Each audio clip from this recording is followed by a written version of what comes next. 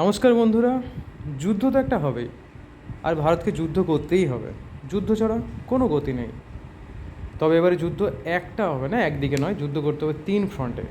ভারত যুদ্ধ করবে একদিকে আমাদের প্রিয় প্রতিবেশী পাকিস্তান, আরেক উত্তরে যে আমাদের কাঁধের উপর নিঃশ্বাস নিচ্ছে সেই চীন, এবং আরেক বিশ্বাসঘাতক দেশ বাংলাদেশ। যদিও সবাই বিশ্বাসঘাতক নয়, কিছু মানুষ আছে। এখন দেখা যাক ভারত এবং পাকিস্তানের যুদ্ধের কারণটা কী।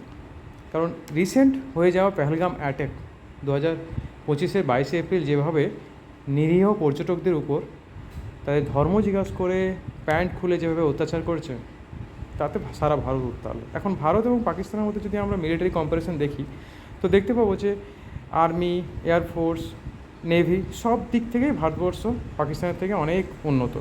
এবং আমরা অনেকবারই যতবার যুদ্ধ করেছি পাকিস্তানকে ততবারই পর্যদস্ত করেছে। এখন চীনের কথা আসা যাক। চীন যেহেতু আমাদের থেকে অনেক বেশি শক্তিশালী দেশ একটা, তাই তাদের অস্ত্রশস্ত্র, সেনাবাহিনী অনেক বেশি উন্নত। কিন্তু আমরা দেখেছি, যেহেতু আমরা যখন সিকিম সাইডে দেখেছি, সেখানে আমরা চীনের থেকে অনেক বেশি উপরে থাকার কারণে এর অ্যাডভান্টেজ একটা পাই। এরপর আসছে আমাদের প্রতিবেশী দেশ বাংলাদেশ, যে বারবার লাফাতে থাকে যে আমাদের চিকেন নেক, সেভেন সিস্টারকে সে ছিনিয়ে নেবে আর কি। সেই বাংলাদেশকেও কিন্তু ছোটোখাটোভাবে নিলে হবে না, কারণ এরাও রেডি হয়ে আছে যে কোনো সময়ে এরা স্লিপার সেল অ্যাক্টিভ করে আমাদের সাথে যুদ্ধ করার জন্য। ঠিক আছে, কোনো ব্যাপার নেই। কিন্তু চীন যেহেতু এর জনসংখ্যা যেভাবে কমতে শুরু করেছে এবং মানুষ ওখানকার ইয়াং জেনারেশন সেনাবাহিনীতে যোগ দিতে চায় না, তাই চীনকে নিয়ে এত ঘাবড়ানোর কিছু নেই, কারণ চীনকে আমরা যে কোনোভাবে পর্যদস্ত করব।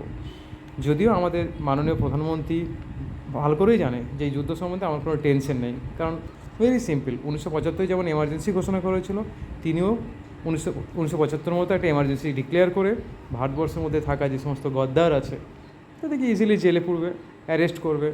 যারা অ্যান্টি ন্যাশনাল আছে তাদেরকে ইজিলি হ্যান্ডেল করতে পারবেন, তাই এমার্জেন্সি ঘোষণা করে তিনি যুদ্ধের দিকে করতেই পারেন। সুতরাং থার্ড ফ্রন্ট যুদ্ধ হোক আর যেদিকেই যুদ্ধ হোক, আমরা প্রস্তুত, আমাদের সেনাবাহিনী একদম রেডি। সেই জন্যই গর্বে বলি জয় হিন্দ, জয় ভারত।